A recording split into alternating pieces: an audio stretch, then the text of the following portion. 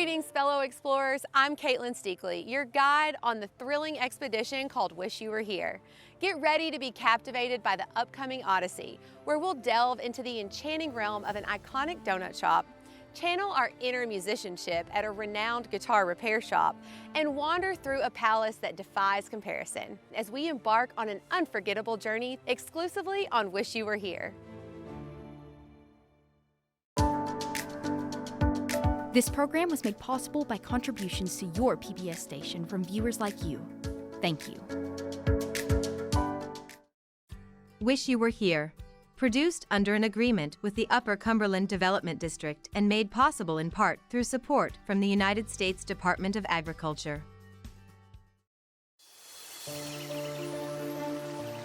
In the heart of Tennessee, there's a little slice of heaven you just gotta see.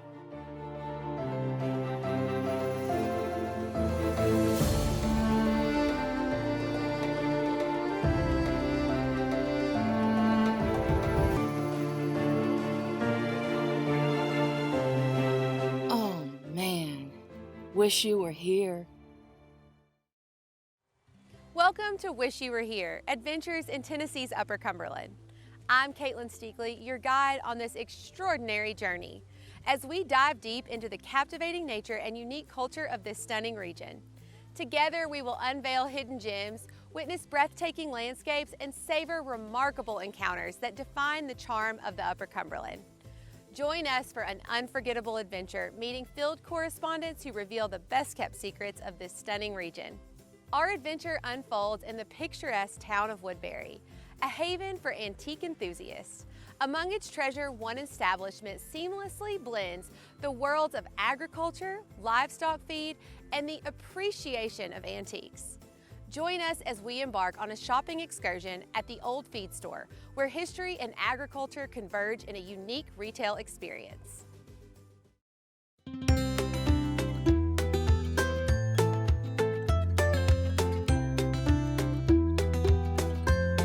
Step into a world where the scent of grains mingles with the nostalgia of days gone by. The Old Feed Store, once solely a supplier for agricultural essentials, has transformed into an antique mall, bridging the gap between the past and the present. Today, I have found myself in the delightful town of Woodbury with the Old Feed Store owner, Jason Taggart. Jason, thank you so much for having us Glad today. to have you. So you really are living out your dream. This is Yes. something that you dreamed of owning, that you worked here as a teenager, and has a lot of history. Can you tell me a little bit about the history of the actual feed store itself and, Yes. and the antique mall? Yeah, it's a long one. So in 1924, they started as an ice house where you'd take big blocks of ice and, break it up and get it for your refrigerator systems, things like that. And it became a feed store. This, actually where we're standing, is where the feed store used to be. And then in the 50s, it became the co-op. So this actually used to be the local farmers co-op. But in the late 80s, early 90s, Tommy and Linda Malone took it over. They wanted to bring back the history of the feed because we'd been doing that for 40 or so years.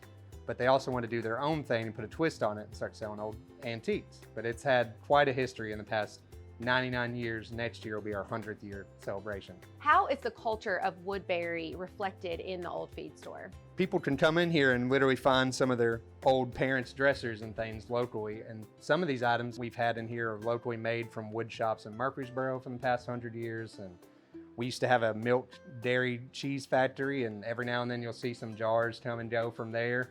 Never lasts long. Anything that has Woodbury on it is gone as soon as it comes in. Do you guys feature any local craftsmen here at the feed store? We do, and we've hosted several over the years. Right now we have Peggy Dolan Yates in, and she has been doing a lot of paintings of the Reedville Mill, and that is actually a structure that we lost recently in a big tornado thing. That was a huge part of our history here. So that's good that people can take a little piece of that home with them. How many different booths can people shop from here in the antique mall? We have 55 different booths, and we also have a lot of consignment space too. So even though we have 55 dealers, we still have many more dealers that are actually offering things here.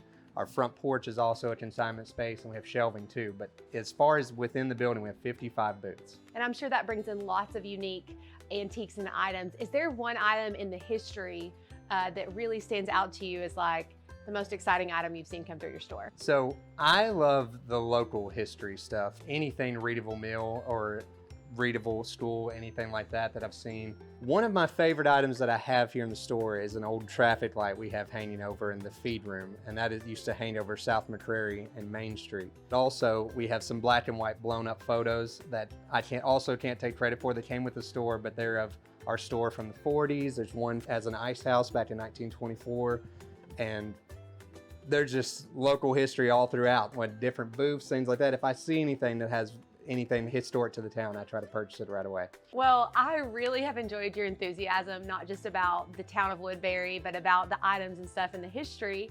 Thank you so much for having us today, Jason. I really appreciate it. I'm glad you came. Embark on a journey of discovery, because within these walls, the unexpected awaits. Perhaps, like Jason, who found not just antiques, but the love of his life, Clara. While we can't all be as fortunate as Jason, who knows what extraordinary surprises may unfold as you explore.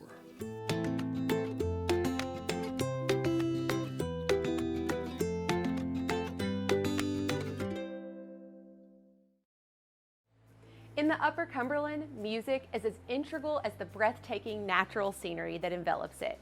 Imagine having the opportunity to immerse yourself in both simultaneously.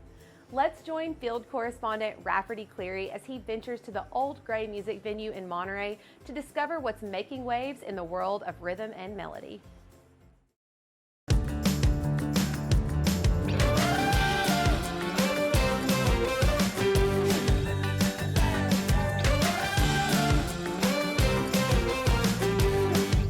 Imagine a stage set against the backdrop of rolling hills and vast farmlands. The Old Gray's natural outdoor setting paints a unique canvas for unforgettable live music experiences. Hey everybody, we're hanging out on a farm in Monterey, Tennessee, the Old Gray Music Venue. Personal friend of mine, music venue manager, Yes. Jason Grider joins us today. Jason, thanks for letting us hang out with Hey you. man, thanks so much for coming and experiencing the Old Gray, man. We're about to have a great night tonight with Rocktober. There's activity coming behind us, cars coming in and out, Oh, yeah. and then there's some rocking going Probably on. hear some killer riffs while we're doing this. Yeah, I think Winger's warming up right now. So Winger's here tonight. What's going on behind us here? So this is the second Rocktober, and we have Warrant, Winger, and Firehouse here tonight. Okay. And we are already planning for Rocktober coming up this next year with some other great rock and roll bands.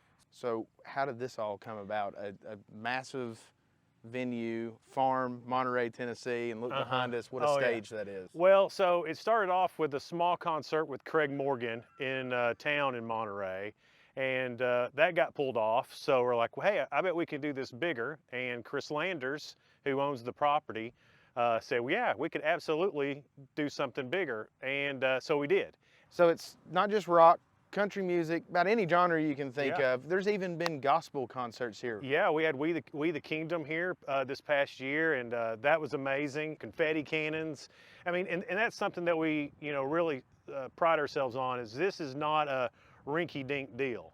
We go all out every single time. This is the biggest stage that's ever been in the Upper Cumberland. This is 45 by 60 stage. This is what they put in Times Square in New York. It's that big. When folks come down Highway 84 from Monterey or coming from Livingston, get on the property, what do they experience beyond just the music that comes with this? Well, one, we think it's really pretty. I mean, it's hard to beat the hills of Tennessee.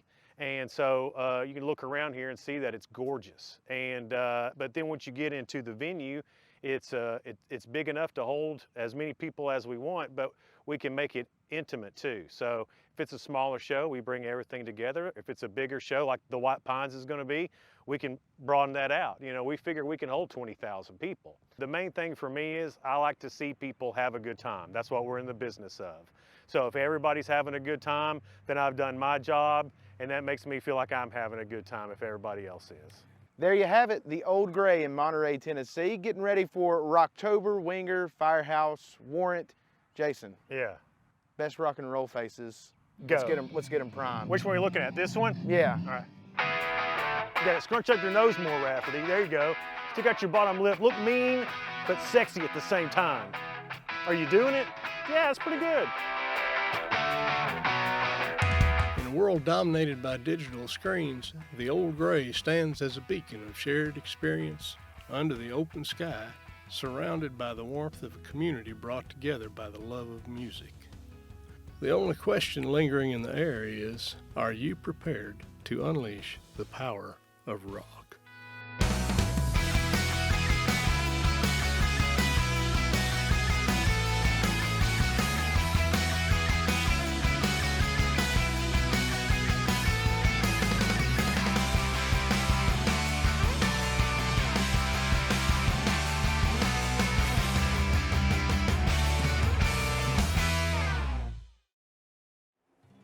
Since 1962, Ralph's Donuts in Cookeville has evolved from a modest 6-stool shop to a thriving community landmark with 26 stools.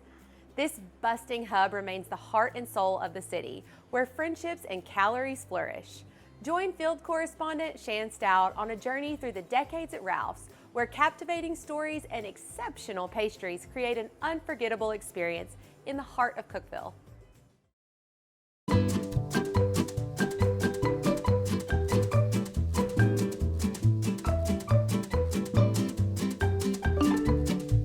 In the heart of Cookeville's west side, a visit to the iconic Ralph's Donuts is not just a culinary choice, it's a journey into the sweet history of this beloved establishment. For more than 6 decades, Ralph's Donut Shop has stood as more than just a bakery. It's a symbol of Cookeville's sweet soul. Okay, I don't know how I drew the long straw on this assignment, but I'm here in Cookeville, Tennessee at a wonderful, iconic landmark, and the smell of donuts and coffee are in the air, and that must mean I'm at Ralph's Donuts, and I am here alongside owner John McDonald. Hi, John. Hello, welcome to Ralph's Donuts. Okay, now it's very busy here. You can hear the beeping from the drive-through, you hear the people in the background, and believe it or not, this is their slow time. And it's never slow here. So there's so much going on. So you work very hard in keeping the tradition of the essence of Ralph's the same, while always producing high quality donuts, wonderful coffee, and you have a lot of locals that come here, but you have visitors that come from all over as well. Yes, we have them come from close and far away, several different countries. I think we've had somebody from about every state. Well, and I know the county mayor, he's here all the time, and I was talking to him, and he said blueberry donuts are his favorite in case anybody's buying. And he loves your coffee. He loves the camaraderie of the people and just the fact that your staff are so very friendly. That's an important thing to me. I know what I want when I'm on that side of the counter, so I assume everybody else wants what I want. And so you come in here, you're going to get a hello, you're going to get a goodbye, you're going to get a smile, you're going to get great service, great conversation. Well, and one of your employees, Cricket, she's been here, what, 13, 14 years? Yes. So when you meet her, she's very vested. So this is like a home away from home for her. Absolutely. Ralph's wouldn't do Ralph's without Cricket. Now let's talk about one of your regulars that's the oldest living regular customer that you have on a weekly basis. And they're how old? James would be 94. 94 years old. This is a ritual for them that they come here and they have their donuts and they have their coffee. I think what makes Ralph's so special is that it is kind of a step back in time. And of course, let's talk about the donuts. Is there a secret recipe? Is there one donut in particular, if you say there's a must try? Now, I think I know the answer to this, but I could be wrong. Yeah, there is a secret recipe. As far as the donut to try, you know, the butter twist. Okay, yeah. The butter twist. If you've not tried the butter twist, it is like nothing you've ever eaten. It's not even a traditional donut. First off, it's very long. You feel like you're getting more donut for your dollar in the first place. Do you think you'd take me behind the scenes and be able to see how that magic happens? Absolutely. Beneath the glazed and powdered creations lies a touch of magic, secret recipes and unique offerings that set Ralph's apart. John calls him the master baker behind the magic at Ralph's. I'm here with Dallas Frazier. Hello, good morning, Dallas. Good morning. Your magic behind the recipe of these delicious donuts, how did that evolve? Ralph, he was having a hard time of making the donut. And he asked me if I could correct them. I said, yes, I can, but it will be my recipe. I said, it go no further than this shop. When the donuts first come out, they were tickled to death with them.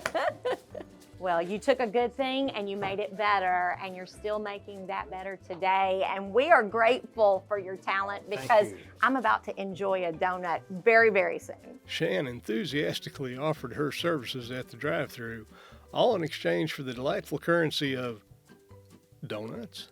Order up. Thank you so much. You have a great day. Nice to meet you, Nana. Ralph's stands as an enduring icon, a beacon that not only graces the landscape, but etches itself into the very fabric of cherished memories.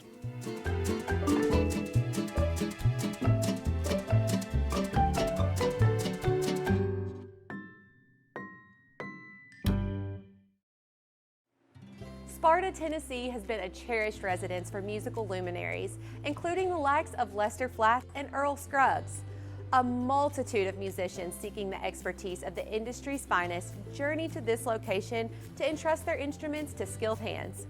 Join field correspondent Rafferty Cleary as we venture into Sparta for an insightful exploration of instrument craftsmanship at Custom Fretted Instruments.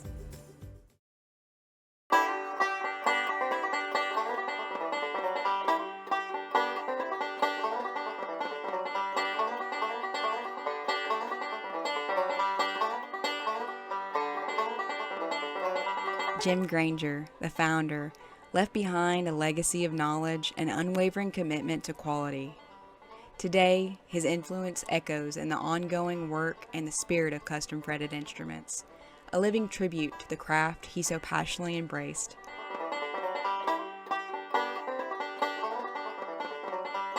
Nestled in the picturesque hills of Sparta, Tennessee, we have landed today at Custom Fretted Instruments owner Doug Granger, inlay artist Joyce Carroll, our guest today. Thank you for letting us stop in the shop. Yeah, thank you.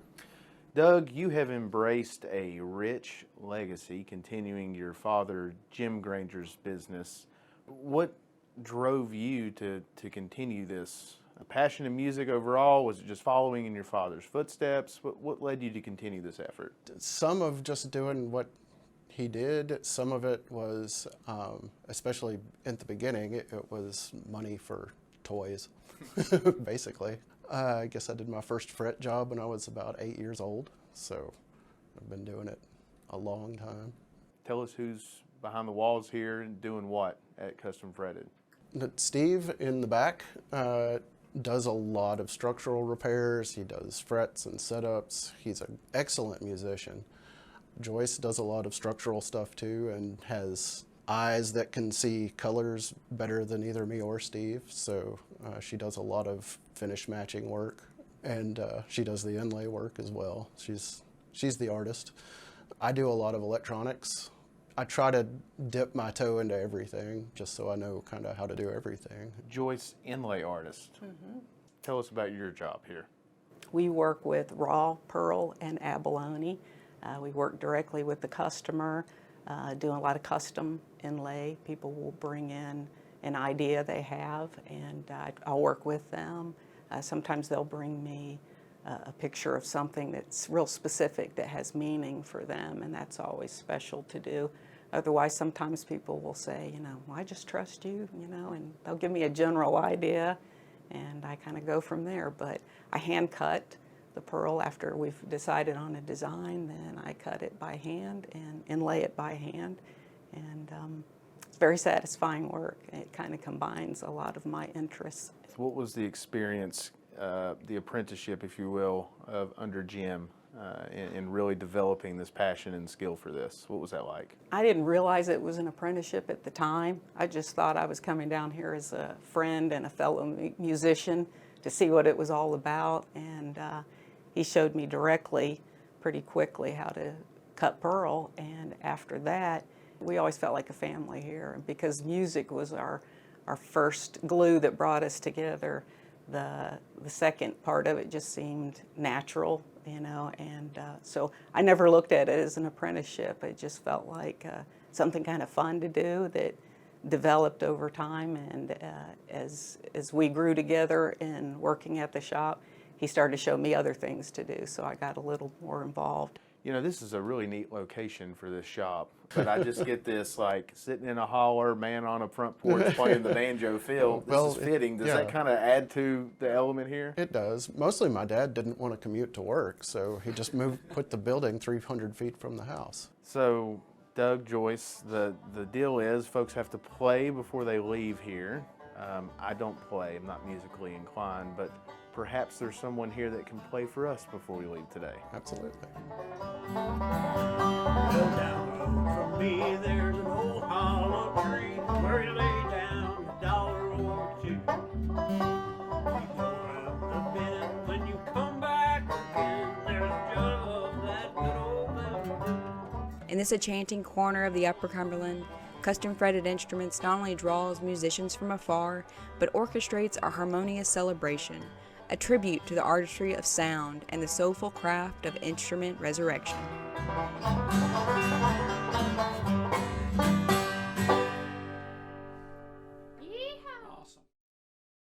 Explore the historic Palace Theater, a cultural cornerstone since its opening in November of 1938. Now fully restored as a dynamic venue hosting a variety of live performances. From jazz to rock, the Palace provides entertainment and escape since its inception during wartime. Join field correspondent Shan Stout in downtown Crossville as we celebrate the 85th birthday of this iconic venue.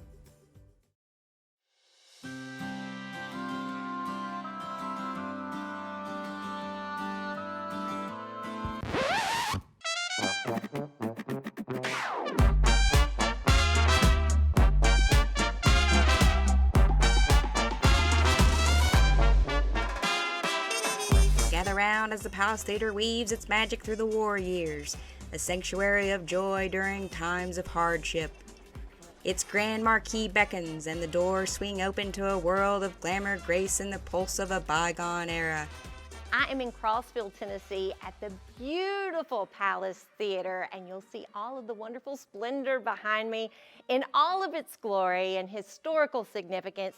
And beside me is Palace Administrator Melina Fisher. Hi, Melina. Hi, welcome to the Palace. Oh, we're so happy to be here. Now, the Palace has been here for quite some time. Yes, we first opened on November 21st.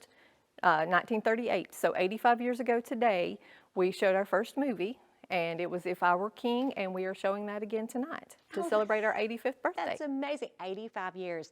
Few businesses can say they have been here on this earth for 85 years. That was during a war era. Yes. So did the Palace play any significant role to the community during that time? It did. We were instrumental in promoting war bond sales and promoting scrap metal drives. A lot of the newsreels were shown here. As I look around, I see a lot of slants toward Art Deco, Yes. Art Modern. So in that restoration and your continued maintenance of the Palace, you know, what are the challenges that you face there to keep that maintained or elevated? Belonging to the National Register of Historic Places, there are certain things that we have to adhere to. So we have to keep the integrity of the original building. When they restored the Palace, they tried to go with the Art Deco colors. So that's why the blues and the corals and that sort of thing. The original architectural elements are still here, the geometric shapes, the symmetry of the whole building. So they were able to keep all of that, of course, as part of being a landmark. Okay, now apart from being an event venue, you have grown a large selection of entertainment opportunities here, and you've curated a very diverse schedule Yes. to reach a large populace of people. How has the community responded to this growth in the things that you offer? It's a delicate balance. We have a fantastic base. We have a lot of support from our community that they'll come to whatever we show. They love it. They come to any acts that we have. But our goal has been to reach a regional audience. We also have to kind of keep our ear to what is current. What are the tastes? What are the genres that people are coming to? My job is to listen to a lot of music. And it's great. It's, Our I get job paid is to listen. somebody Yeah. has to do it. Now, one thing that you will want to know is that they've expanded to have movie nights right here in the theater. Yes. And are these classic movies, current movies? So we are not a first-run theater. That's not quite economically feasible for us to upgrade to that. But we do show newer releases that we're allowed to through our licensing agent. And we'll do some matinees. We'll do some evening movies. We kind of try to mix it up so that we can hit the full community and hit all of their needs. So ladies and gents, young and old, step into the magical world of the Palace Theater. The show is about to begin, so grab your tickets and let the Palace enchant you once more.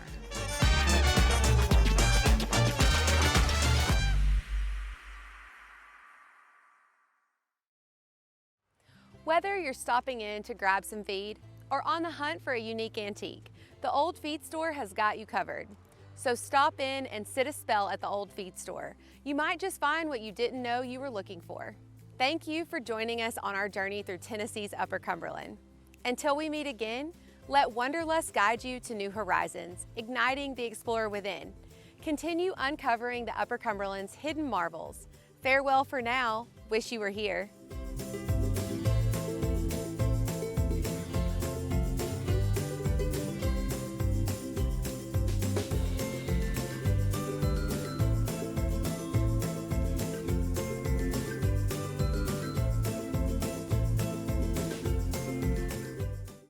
You might just find what you've been looking for.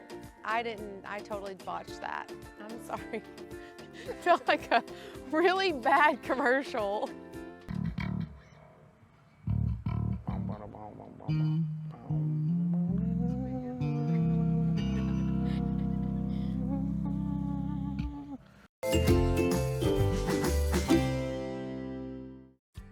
Wish You Were Here.